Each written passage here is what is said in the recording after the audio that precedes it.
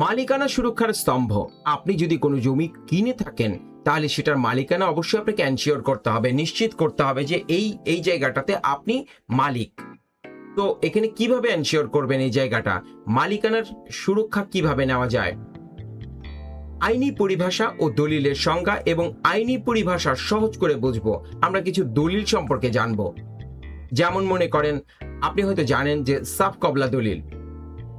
এই দলিলটা হলো পূর্ণাঙ্গ বিক্রয় দলিল। আপনার কাছ থেকে মালিক টাকা নেবে এবং চিরতরে আপনার কাছে এই সম্পত্তিটা হস্তান্তর করবে। এটা হচ্ছে সাফ কবলা দলিল। আর একটা রয়েছে হ্যাবা দলিল।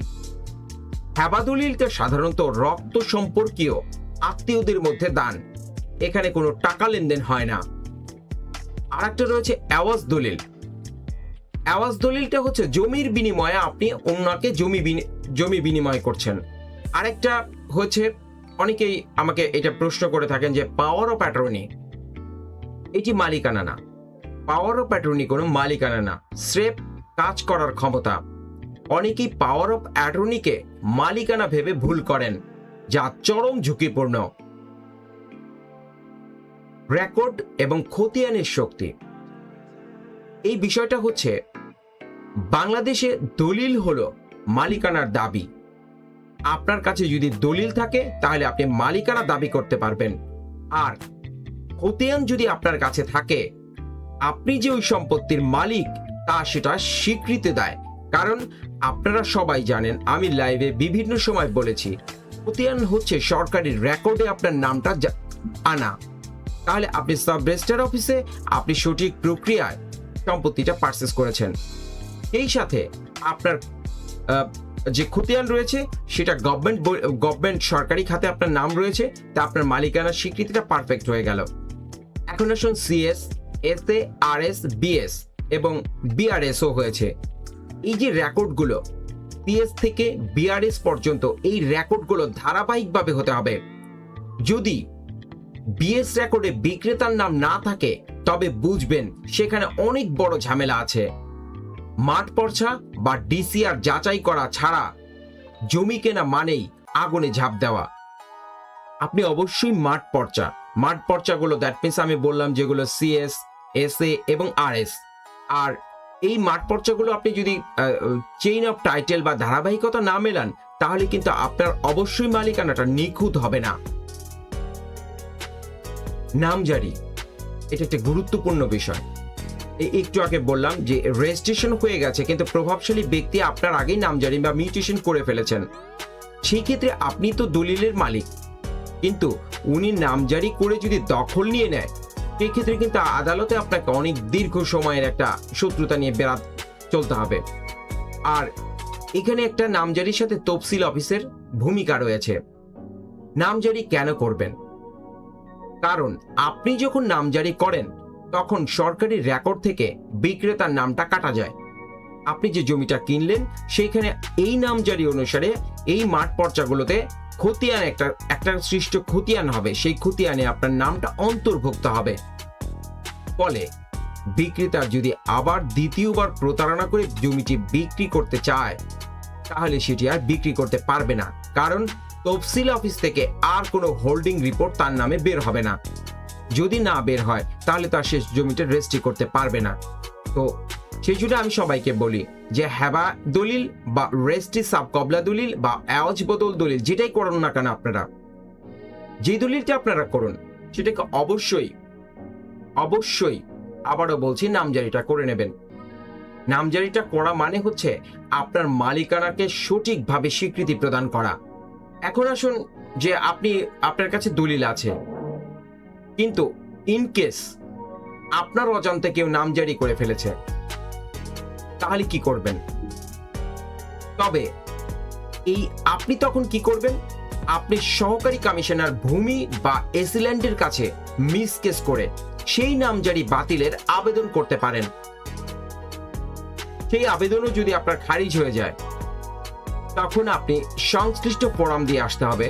তখন আপনি রেভিনিউ ডিসি বা এডিসির কাছে আপনি আবেদন করতে পারেন ওই নামজারির আদেশটা বাতিল করার জন্য।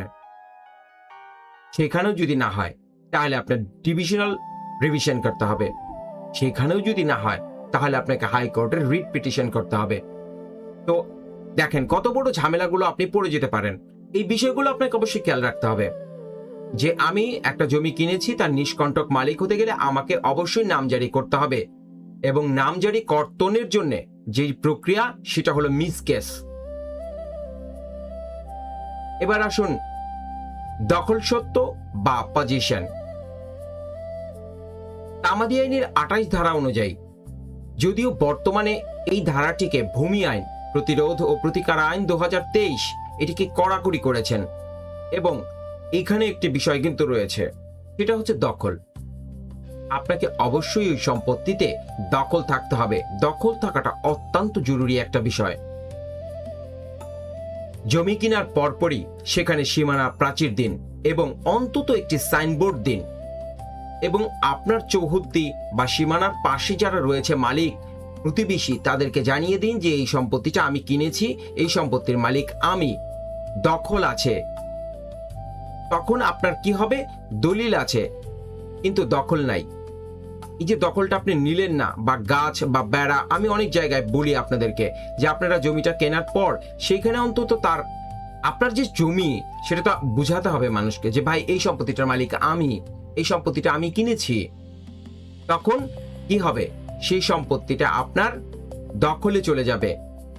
তো দলিল আছে কিন্তু দখল নেই, এমন এই সকল জমিগুলো উদ্ধার করা কিন্তু সময় সাপেক্ষ ব্যাপার।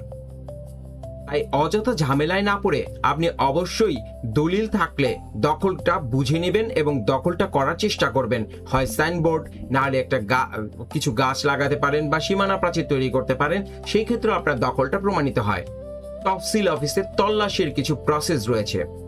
এই যে সম্পত্তিটা আপনি কিনেছেন বা কিনলেন, তখন আপনি কি করবেন? তফসিল অফিস, সেটা হচ্ছে আপনার সংশ্লিষ্ট ইউনিয়ন ভূমি অফিসে গিয়ে আপনাকে দেখতে হবে বিক্রেতার নামে কোনো নামজারি পেন্ডিংস আছে কিনা।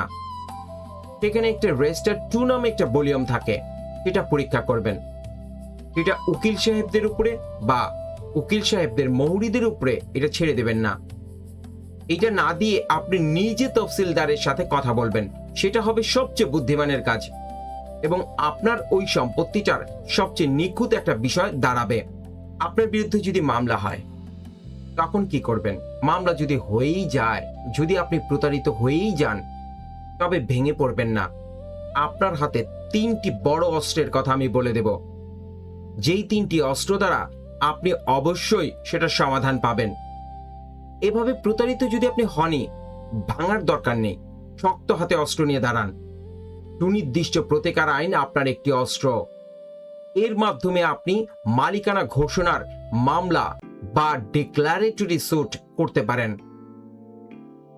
দলিল বাতিল, যদি দেখেন ভুয়া দলিল সাজিয়ে দলিল করা হয়েছে বা ভুয়া দাতা সাজিয়ে, সাধারণত এখানে ভুয়া দাতাই সাজানো হয়, ভুয়া দাতা সাজিয়ে যদি দলিল করা হয়ে থাকে, তবে সেই দলিল বাতিলের মামলা করতে হবে।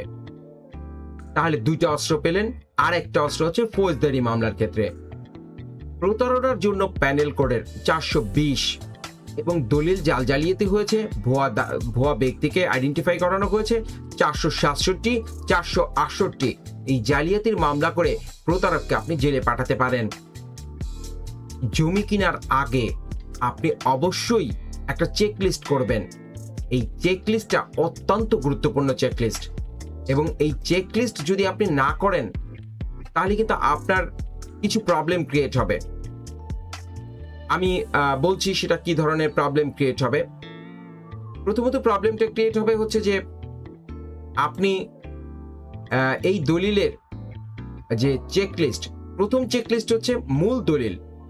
আপনি যে দলিলের এগেইনস্টে জমিটা কিনছেন সেটা যাচাই করুন। বায়া দলিলের চেইন অন্তত 25 বছরের, এই হিস্ট্রিটা মিলাতে হবে আপনাকে। এরপরে রয়েছে আমরা যেটা বললাম পর্চা, এই পর্চাগুলো আপনাকে মেলাতে হবে। চেইন অফ টাইটেল সিএস থেকে বিআরএস পর্যন্ত। খাজনা রসিদ, এটা হালনাগাদ রাখতে হবে।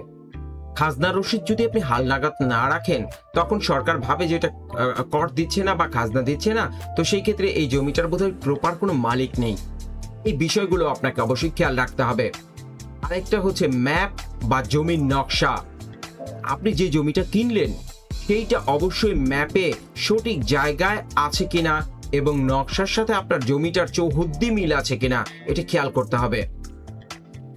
এরপর হচ্ছে সাব রেজিস্ট্রার অফিসে আপনি তল্লাশি করবেন প্রয়োজনে।